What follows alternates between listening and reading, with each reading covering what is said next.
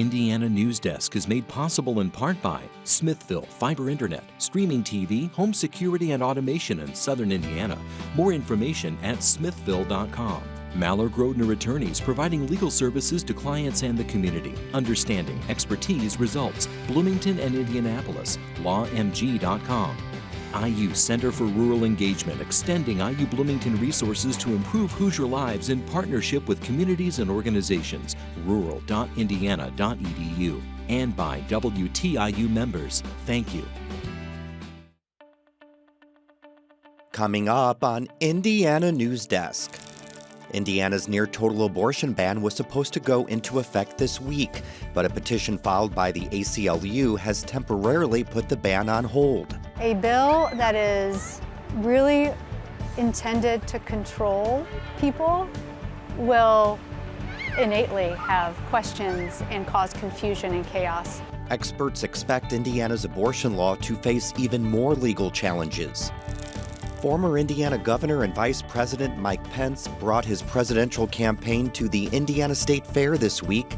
And frankly, we're going to shut down the EPA once and for all. But Pence is still short of qualifying for a spot on the GOP debate stage. And we visit Sullivan, where officials address concerns from residents still recovering from a tornado 4 months ago.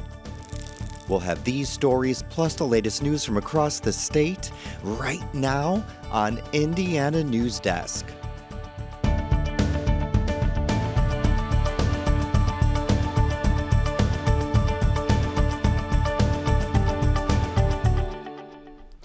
Welcome to Indiana Newsdesk. I'm Joe Wren. Indiana's near-total abortion ban was supposed to go into effect Tuesday, but is on hold again after the ACLU of Indiana filed a rehearing petition. But that will likely only delay the implementation of the ban, which the state Supreme Court ruled last month did not violate Indiana's Constitution. The delays have only added to confusion over the ban, which was signed by the governor last summer. Benta Boutier reports.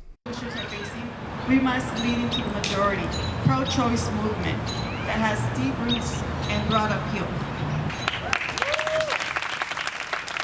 A crowd gathered outside the Monroe County Courthouse Monday night, joining statewide protests of the near-total abortion ban, just hours before it was set to take effect. And we know the majority of Hoosiers want access to abortion care. We can defeat this. Yeah. We can. There are more of us. It harkened back to the demonstrations last year when Indiana became the first state to pass one. Between September of 2022 and today I feel like the energy was similar, but maybe even a little bit more, because people have already lived through 1 week of a ban. The state Supreme Court ruled in June that the ban didn't violate Indiana's Constitution, which meant it would go into effect August 1st. That is, until the ACLU filed its petition, which the state court must now address. But for Marchbank, Indiana's ban is effectively in place, as Planned Parenthood and other clinics no longer perform abortions in the state. So it's not like they would suddenly be able to start today or tomorrow. All Options Pregnancy Resource Center was quiet Tuesday morning, receiving no new requests to help fund abortions. Marchbank says it normally funds 20 people a day and communicates with 20 to 40 people. The numbers have definitely dropped way down starting yesterday. And that may just be people aren't sure that they can contact us or what their options are. She's not surprised. Calls dropped off briefly last year when the ban passed. And now All Options won't be funding anyone to come get abortions in Indiana, which made up about 10% of its clients before. The last year was busy, though, with nearly 3 times the call volume seen previously. A client did call from a clinic that morning. It hadn't received All Options' voucher to pay for their abortion, even though Marchbank's email shows she sent it to the clinic on the 28th. Hopefully they will be able to find that in their email. I'm going to call the clinic as well. It's just ringing. Gracias por llamar a Alamo Women's Clinic. Estamos ocupados en la otra línea ayudando a los pacientes. This is increasingly common, Marchbank says, as out-of-state clinics take on more clients. Marchbank's noticed an increased urgency from clients. Even after we say there are clinics available to you. We can help. It's okay.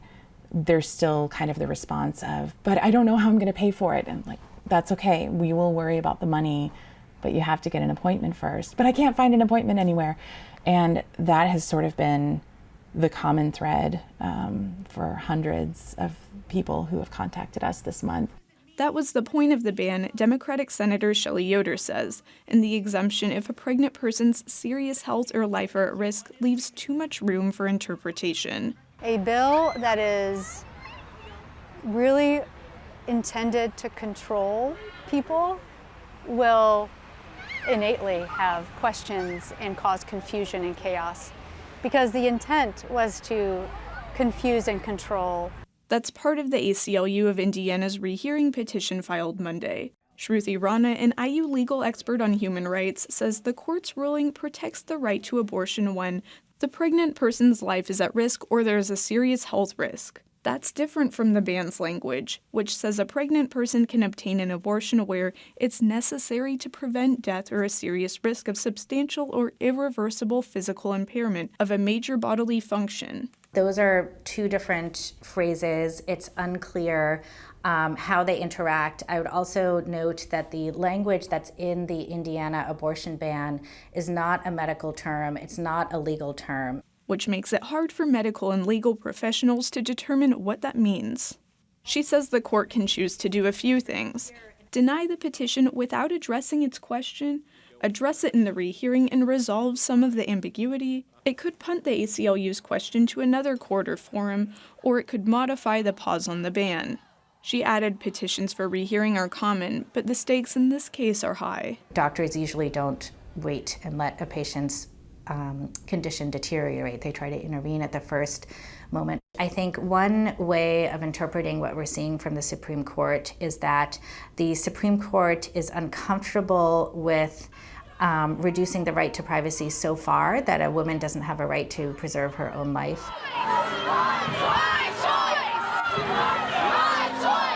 Marchbank is in limbo now, waiting to hear with everyone else what comes from the petition for rehearing. But she wants people to know her organization is still open and serving clients. Together, we will get Hoosiers the support they need today and keep fighting for the future we all deserve. For Indiana Newsdesk, I'm Ben Taboutier. Additionally, city government through the... Now, another lawsuit challenging the ban, claiming the law infringes on the plaintiff's deeply held religious beliefs, will be heard in December. We're joined now by Indiana Public Broadcasting State House reporter Brandon Smith for more on issues surrounding the impending abortion ban. Welcome to the show, Brandon. Thank you, Joe. So when it finally goes into effect, almost all abortions in the state will be banned. Now, you spoke with the doctor about what impact that will have on residents. What did she have to say? Well, the most obvious impact will be on maternal and infant mortality, two areas where Indiana is already among the worst in the country. Now, we've seen studies that estimate maternal mortality will increase by 17% in states with broad abortion bans, with a 33% increase in the Black community. And Dr. Katie McHugh said the ban's effects go beyond just pregnant people. When people who are pregnant cannot function, cannot work, they are busy taking care of families that they did not have the control to expand when they were ready. The entire family structure suffers, and all members of the community are impacted. As we said, the ban has been paused as litigation continues. Are abortions still being performed in the state? For the most part, no, they're not. While the ban is still on hold for the moment as we tape this, that could change just about any minute now. And Regional Planned Parenthood CEO Rebecca Gibron explained why her clinic stopped providing abortions on August 1st. And it's not patient-centered care to try to have patients navigate through this chaos and turbulence at the whims of extreme lawmakers. Other abortion clinics have done the same, while hospitals are saying they're only providing abortions that fit within the ban's narrow exceptions. So, Brandon, what kind of impact might the ban have on the future of medicine in the state? Well, likely nothing good. A quarter of Indiana counties are what are called maternity care deserts, meaning they have no hospital or birthing care centers. And young doctors, like second-year resident Rick Henderson, say the ban is making them hesitant to stay in Indiana. It's the direct result of the state legislation introducing fear into our medical practices. So Brandon, what's the next for the ban? More lawsuits? Almost certainly yes. The Supreme Court's ruling effectively invited further litigation as providers and advocates try to determine exactly what's allowed under the ban. All right, Brandon, thank you very much. Appreciate your coverage on this. Thank you. Former Vice President and Republican presidential candidate Mike Pence gave a stump speech Wednesday at the Indiana State Fair. He wanted to talk about his plan to end inflation, but questions aimed at Pence largely focused on Donald Trump and his recent indictment. As Ethan Sandweiss reports, Pence told reporters that Trump should not be president of the United States. Pence met supporters and enjoyed some of what Indiana has to offer at the state fair. But he didn't just come to eat sweet corn. As a presidential hopeful, Pence delivered a speech on the American economy, laying out his own fiscal plan and attacking the Biden administration on inflation. Pence says he wants to freeze all non-defense spending and institute some unusual cuts. We're going to end that giveaway to graduate students that his student loan giveaway is, putting a burden on working families. And frankly, we're going to shut down the EPA once and for all. Just a day earlier, Pence's former boss, Donald Trump, was indicted for working to overturn the results of the 2020 election. I had hoped it wouldn't come to this. I had hoped that this issue and the judgment of the president's actions that day would be left to the American people. But now it's been brought in a criminal indictment. Pence criticized Trump and defended his own decision to certify election results. Sadly, the president was surrounded by a group of crackpot lawyers that kept telling him what his itching ears wanted to hear. Pence criticized Trump and defended his decision to certify election results. And on that day, President Trump asked me to choose him over my oath to the Constitution. But I chose the Constitution of the United States. His criticism of Trump's attempts to overturn the 2020 general election have drawn ire from supporters of the former president. Pence currently polls at 3% as the preferred candidate in the Republican primary and hasn't yet met the 40,000 donor threshold required to participate in the first debate. He declined to say whether he would withdraw if he fails to meet that goal. Pence says he believes it's not too late to catch up. I look forward to being in Milwaukee and can't wait to have a debate about the future of the Republican Party. Some of his supporters aren't so sure. I'm worried about it in who is going to be in this race, because we've got to turn things around. For Indiana Newsdesk, I'm Ethan Sandweiss. Now, the first Republican primary date will be in Milwaukee on August 23rd. 7 candidates have already qualified. Coming up next on Indiana Newsdesk. Sojourn House is suing Monroe County after it denied the nonprofit a zoning appeal for a home serving trafficked woman. And Sullivan officials hear from residents still in the recovery phase from a devastating tornado that hit the town 4 months ago. These stories and more right here on Indiana Newsdesk.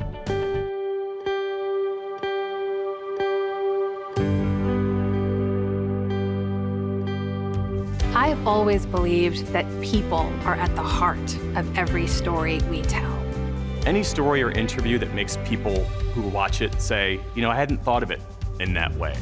That, for me, is gold. I like to be able to leave the viewer with some sort of emotion, whether it's outrage, whether it's someone overcoming long odds, telling a big story through an individual story. What makes the NewsHour different is that we have time to be thoughtful about the stories that we tell, the voices that we intend to elevate. I know the role that good journalism plays in making all of us feel more connected to each other, in helping all of us understand each other a little bit better. I see this as a mission, and I see this as a service.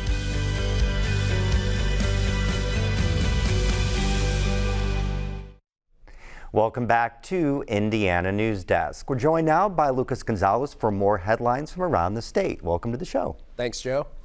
The sale of Cook Medical's reproductive health division to Cooper Companies, Inc. has been terminated. According to the Federal Trade Commission, the California-based medical device company backed out of its $875 million acquisition, which was announced in February of 2022. Cook Medical's reproductive product line includes tools for incubation, embryo transfer, genetic testing, and gynecologic surgery. The company developed the first needle used specifically for in vitro fertilization.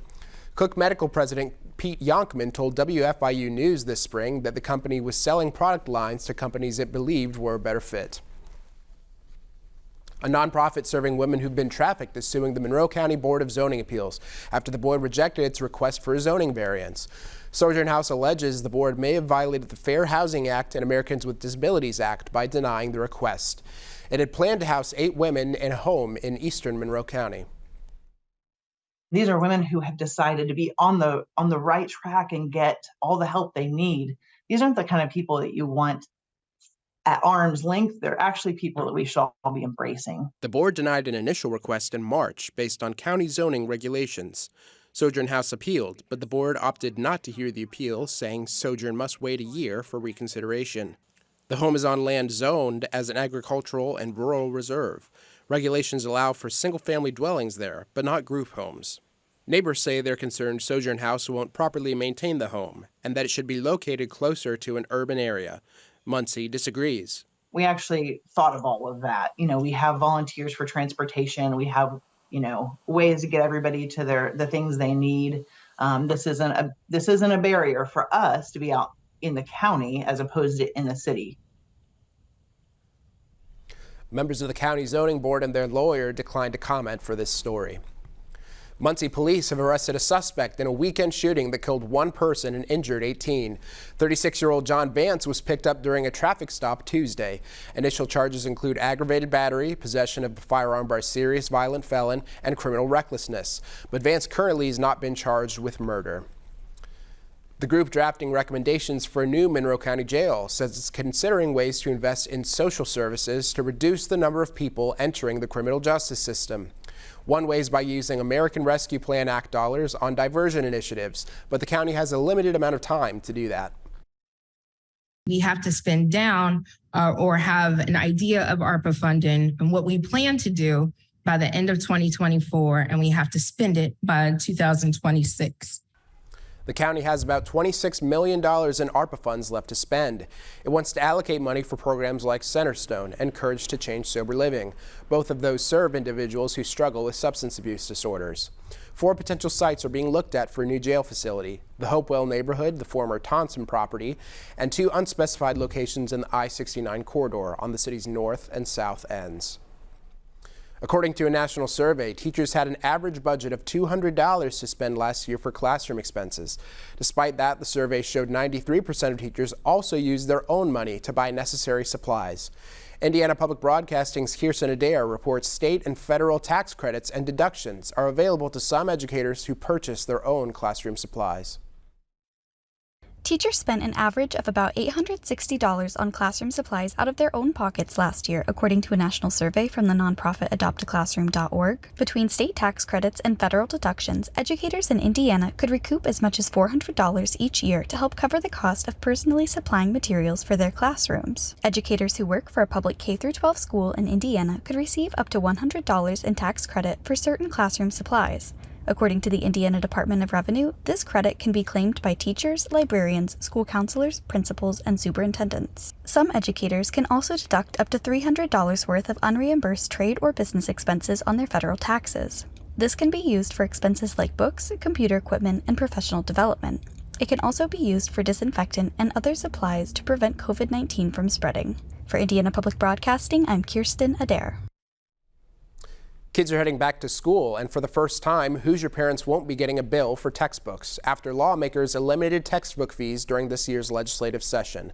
But there are questions about whether legislators set aside enough money to make up the costs.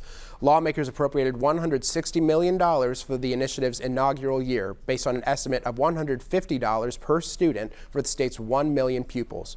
School districts around the state are preparing for a shortfall between what the state is going to give them and what the actual costs are.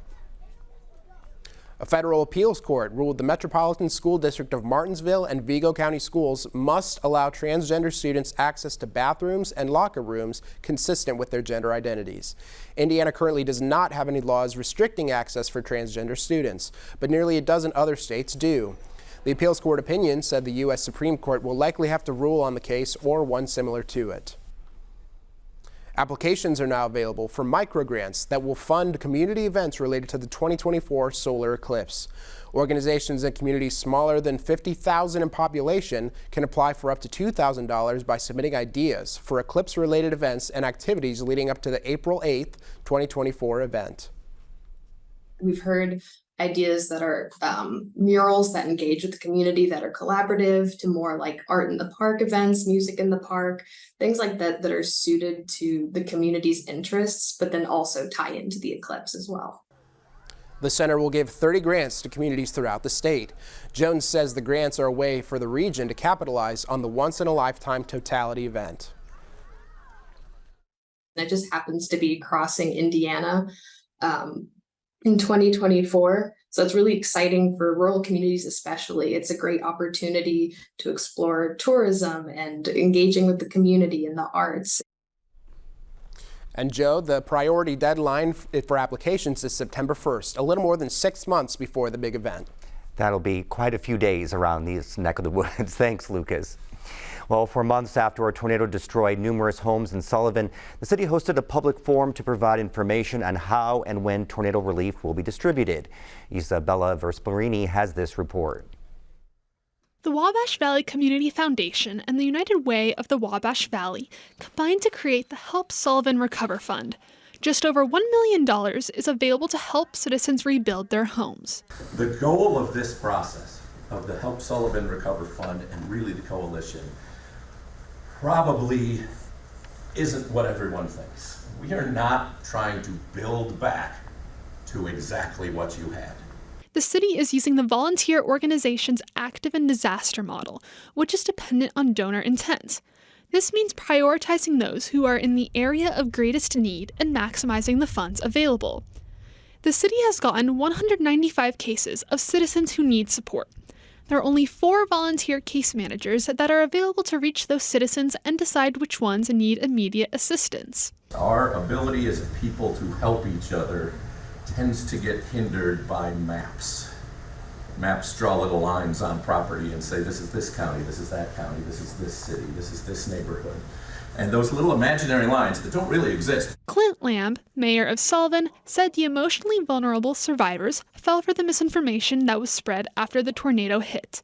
Some falsely claimed that the mayor was profiting off of the relief funds. If you're a contributor out of Indianapolis that you're tug on your heartstrings and you wanted to make a contribution, and then you do a little bit of research and you see this conspiracy, ignorance spewed, doesn't just happen at the federal level, it happens right here at home. Some citizens are upset over how the city decides who gets support first. Funds are allocated based on greatest need, meaning those who can afford to repair the damage on their own after applying for benefits will get their share of funds later on. Some insurance companies are not covering the costs. Other homeowners are paying for repairs out of their retirement funds. Reimbursement is not guaranteed either. It depends on existing funds available after all needs have been met. We're here for the long game, and that's to continue to revitalize people, their homes, physically, emotionally, spiritually, because that's what we do. For Indiana Newsdesk, I'm Isabella Vesperini. The city plans to address the first group of unmet needs in the next 3 weeks. You can donate on the Wabash Valley Community Foundation website. The Indiana football team opened its fall camp this week, and one of the big questions is who will start at quarterback. The battle is between a pair of redshirt freshmen, Brendan Sorsby, and Tennessee transfer Taven Jackson, the younger brother of former IU basketball star Trace Jackson Davis. Head coach Tom Allen says he won't name a starter until the season opener, but he's been impressed by the bond the two quarterbacks have developed. Sometimes there's just a natural tension. It's competition. Obviously, they're competitive guys by nature, by playing that position already. And then, but man, they've spent a lot of time together in the off season, doing things together away from football. Whoever starts will be trying to jumpstart an offense that has struggled the past 2 years when the Hoosiers won just 6 total games.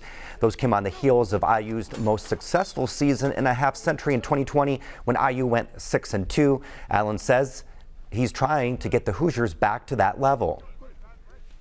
The two things that stick out the most was our ability to create takeaways defensively and to protect the football on offense. So that the turnover ratio, which is obviously something we've always emphasized, but we did a really good job of that in 19 and 20.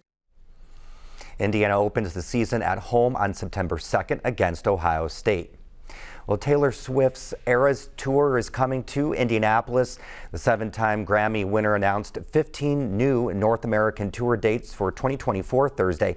That includes 3 shows at Lucas Oil Stadium in Indianapolis from November 1st through the 3rd. Tickets go on sale August 11th at 11 a.m. That's the end of this program, but our work continues online as we cover the news throughout the week at WTIUnews.org. Have a great weekend.